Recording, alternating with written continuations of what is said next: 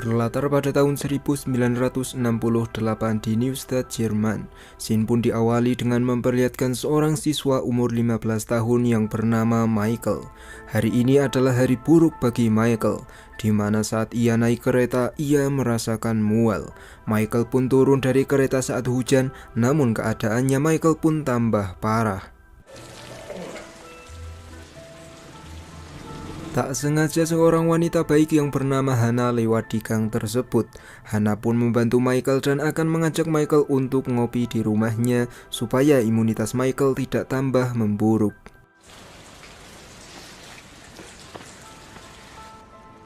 Saat hampir sampai di rumahnya Hana, Michael pun merasa agak baikan. Michael pun sangat berterima kasih pada Hana, lalu ia pun pulang ke rumahnya sendiri.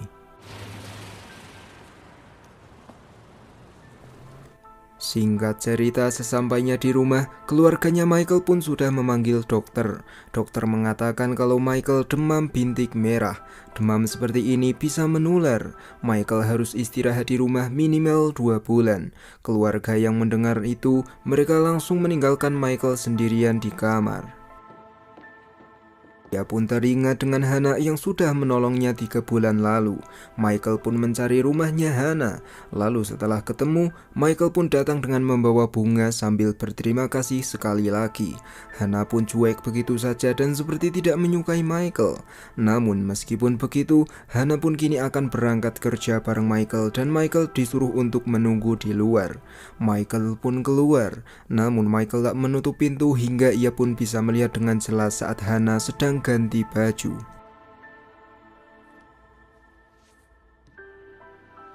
Kemudian berangkatlah mereka ke tujuannya masing-masing. Michael pun baru mengetahui sebuah fakta di mana Hana rela bekerja sebagai kondektur kereta api karena kini Hana hanyalah hidup seorang diri.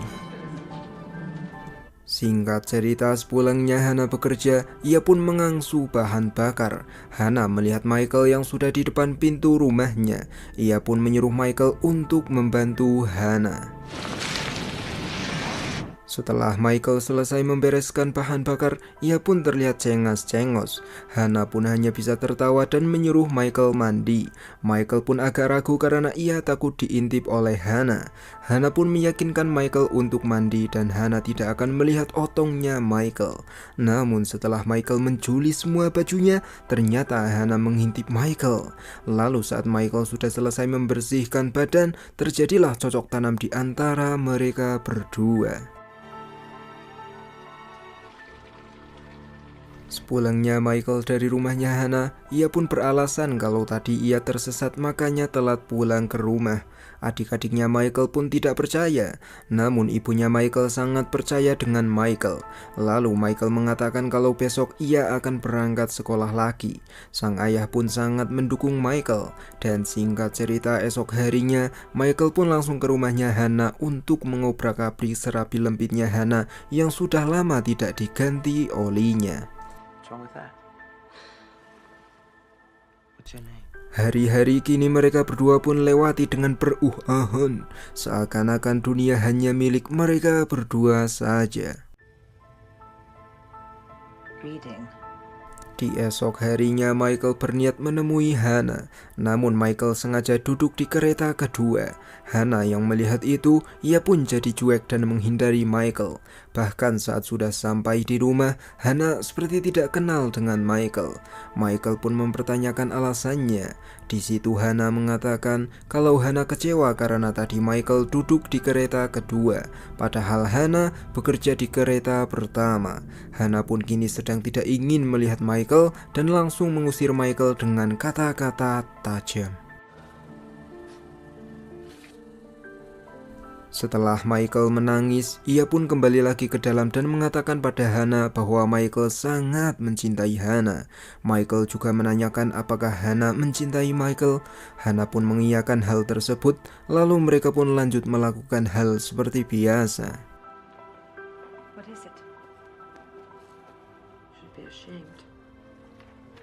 For a moment, he was still. Look. Kemudian kita pun dialihkan ke masa sekarang, yang dimana semua scene tadi adalah ingatannya Michael. Di Berlin, Michael sendiri kini sudah tua. Lalu sebagai seorang pengacara, ia pun langsung berangkat ke pengadilan untuk mengurusi kliennya.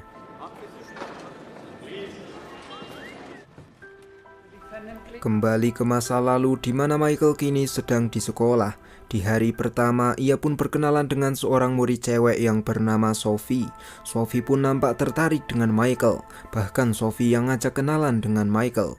Lalu singkat cerita kini ulang tahunnya Michael. Semua teman-temannya Michael pun sudah memberi kejutan, termasuk Sophie yang mengajak Michael masuk ke dalam rumah untuk merayakan pesta ultahnya Michael. Michael pun tidak masuk karena ia sudah ada janji dengan seseorang. Semua temannya Michael pun kecewa tentunya, termasuk Sophie yang mendengar hal tersebut. Singkat cerita, Michael kini sudah sampai di rumahnya Hannah. Di situ Michael hanya membacakan buku dongeng. Namun setelah lama, Michael merasa kalau Hannah sangat aneh, di mana Hannah tidak pernah bertanya tentang Michael sekalipun. Hari ini adalah hari ultahnya Michael. Lantas mengapa Hannah tidak berbahagia sama sekali? Setelah perdebatan yang tidak berfaedah barusan, Hannah pun langsung mengadusi Michael.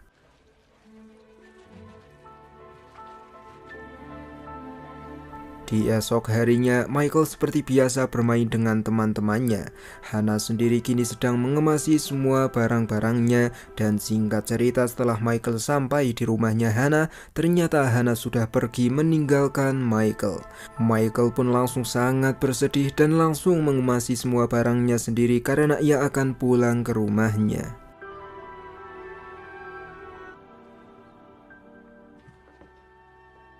Di masa kini, Michael ternyata sudah punya anak yang bernama Julia. Julia baru saja pulang dari sekolahnya dan Julia sangat senang karena bisa bertemu dengan ayahnya.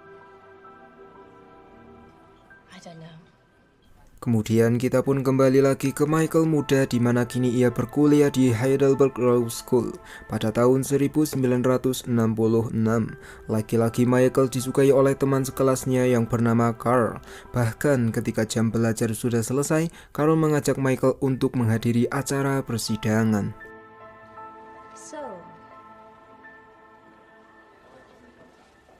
Singkat cerita, sesampainya di persidangan, saat Michael sedang mengambil pulpen, ia pun sangat terkejut karena tersangka di persidangan itu adalah Hannah yang kini sudah menginjak umur 43 tahun.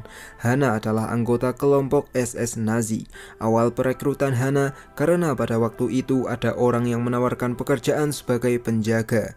Hannah yang butuh uang, ia pun menerima pekerjaan itu dan Hannah ditempatkan di kamp konsentrasi sebagai salah satu penjaga.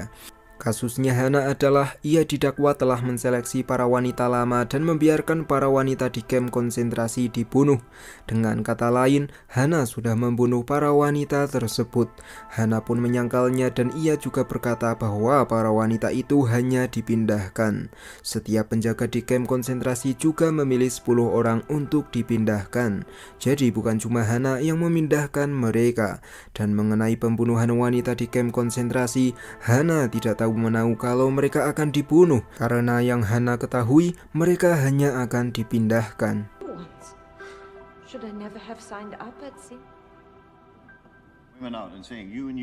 Kemudian dihadirkan salah satu penjaga. Ia pun menunjuk beberapa wanita yang dulunya pernah bekerja sebagai penjaga di kamp konsentrasi. Namun wanita ini mengatakan bahwa Hannah adalah satu-satunya penjaga yang paling berbeda, di mana Hannah selalu memanggil anak-anak dan orang lemah untuk membacakan buku untuk Hannah.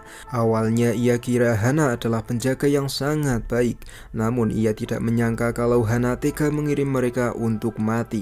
Lalu Michael sendiri yang mendengar itu, ia pun menyadari dan yakin 100% bahwa Hannah tidak bisa menulis dan tidak bisa membaca. Kemudian dihadirkan salah seorang korban di kamp konsentrasi. Wanita ini bercerita bahwa dulu di gereja ada serangan bom. Gereja tempat penampungan para wanita terbakar habis, termasuk sekitar 300 wanita di dalam gereja tersebut. Mereka semua mati karena pintu dikunci dari luar. 6 penjaga di kamp konsentrasi tidak membuka gereja tersebut, dan kini hanya wanita inilah yang selamat dari kejadian tersebut. Outside. See burning beams. Singkat cerita, beberapa hari kemudian, hakim pun sudah menanyakan kepada 5 penjaga, namun mereka tidak jelas kesaksiannya. Kini giliran Hana yang ditanya mengapa Hana dan ke-5 penjaga tidak mau membukakan pintu gereja tersebut. Hana pun mengatakan dengan jujur bahwa para penjaga tidak bisa membiarkan mereka keluar, karena jika mereka keluar, maka mereka akan kabur dan akan terjadi kekacauan yang lebih buruk. Kejadian pada saat itu sangat cepat dan tidak mudah dicerna oleh otak. Ada bom, ada salju, dan tentunya para penjaga tidak bisa membuka pintu gereja yang menahan para tahanan Yahudi. Hakim yang mendengar itu, ia pun sudah paham. Lalu hakim juga sudah menginterogasi ke-5 penjaga, dan ke-5 penjaga melawan Hana, yang dimana ke-5 penjaga menunjuk Hana sebagai orang yang bertanggung jawab atas kejadian tersebut. Hana pun mengelak dan mengatakan kalau dulu kejadian itu sudah didiskusikan dan mereka berlima juga menulis perintah yang sama dengan Hana. Ke-5 penjaga yang mendengar itu, mereka pun mengelak dan menuduh kalau Hana sendirilah yang menulis perintah tersebut. Hakim yang mendengar pembicaraan tersebut, ia pun menyuruh Hana untuk menulis. Jika tulisan Hana sama seperti yang di surat perintah atau laporan, maka Hana akan terbukti bersalah dan terbukti bertanggung jawab sendirian atas terbunuhnya 300 wanita yang ditahan. Di situ Hana pun berpikir sangat keras. Lalu setelah lama berpikir, entah apa yang dipikirkan oleh Hana, yang pasti Hana mengakui bahwa ia sendirilah yang menulis laporan tersebut.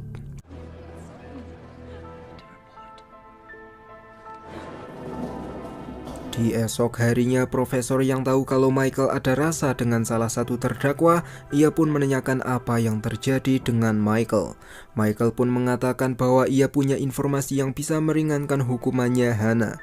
Hana juga punya informasi yang bisa membuat Hana tidak bersalah.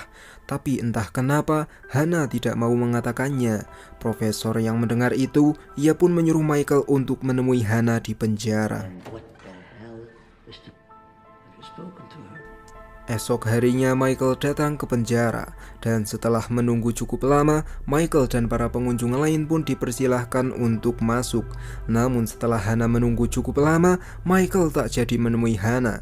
Michael justru langsung keluar dari penjara dan langsung mengobrak-abrik serabi lembitnya Carl.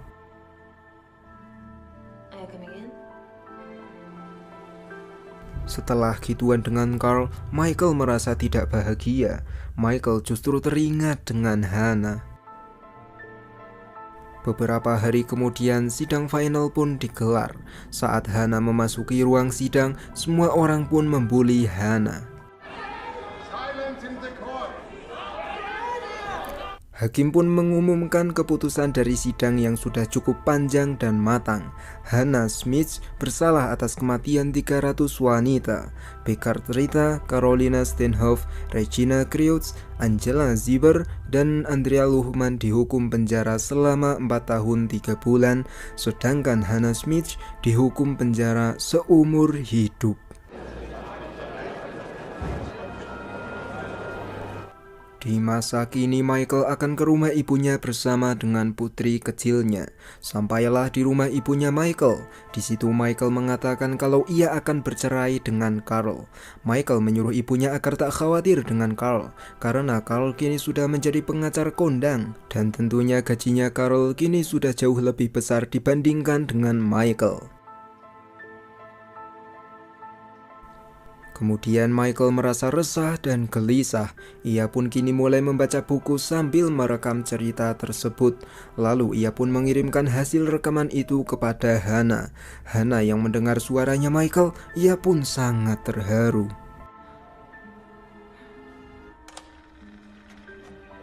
Ghosts of an even older age. A man Beberapa hari kemudian, Hana pun sudah mulai hafal dengan ceritanya Michael. Lalu Hana ke perpustakaan untuk meminjam buku yang sama dengan buku yang dibacakan oleh Michael. Kemudian sambil mendengarkan rekamannya Michael, Hana pun mulai belajar membaca sendirian. The lady with the little dog.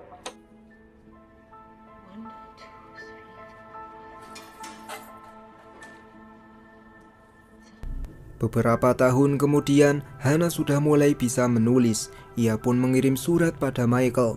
Hana meminta agar Michael kembali membuat rekaman tentang kisah romantis.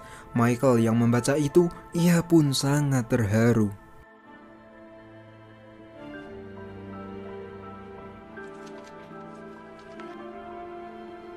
Singkat cerita, Michael dihubungi oleh petugas penjara. Ia mengabarkan kalau Hana sudah dipenjara selama 20 tahun lebih. Sebentar lagi Hana akan dibebaskan. Hana tidak punya keluarga ataupun kerabat satupun. Satu-satunya orang yang berkirim surat dengan Hana adalah Michael. Namun saat Hana bebas, Hana akan butuh tempat tinggal dan pekerjaan. Petugas penjara itu berharap kalau Michael bisa membantu Hana nantinya. It's kind of you.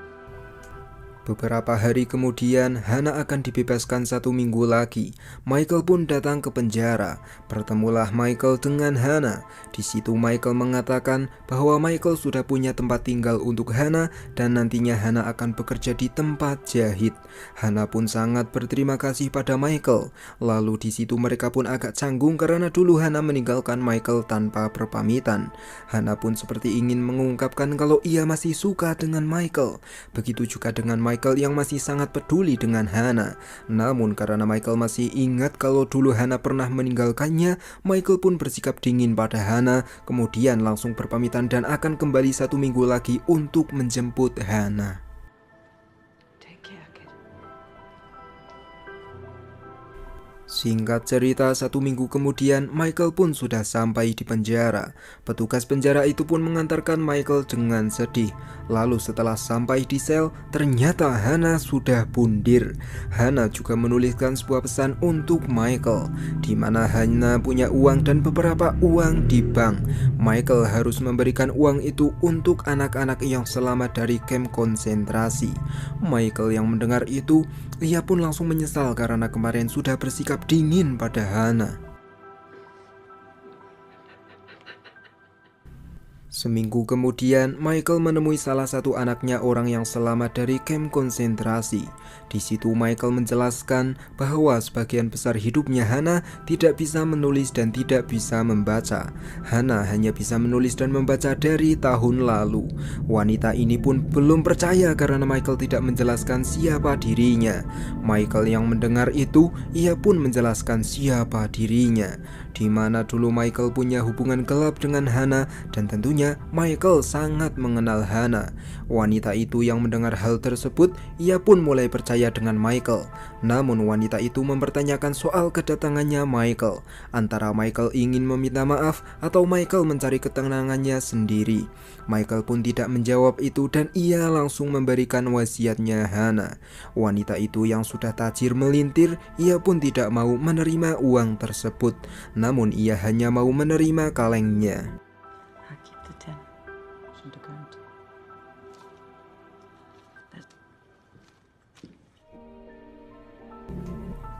Kemudian film pun diakhiri dengan Michael yang membawa Julia ke makamnya Hana, serta Michael juga bercerita jujur tentang hubungannya Michael dan Hana. Oke, jadi pelajaran yang bisa kita ambil dalam film ini adalah ketika laki-laki sudah ditinggalkan tanpa berpamitan, maka ia akan ingat dan menjadi sungkan untuk PDKT lagi meskipun masih sangat cinta. Begitupun juga dengan wanita, ketika wanita merasa kalau pria yang ia suka sudah dingin, maka ia akan menghindar atau bahkan langsung bundir kayak Hana. Lalu seperti biasa saya Faro Rozi mengucapkan thank you for watching, see you in the next video.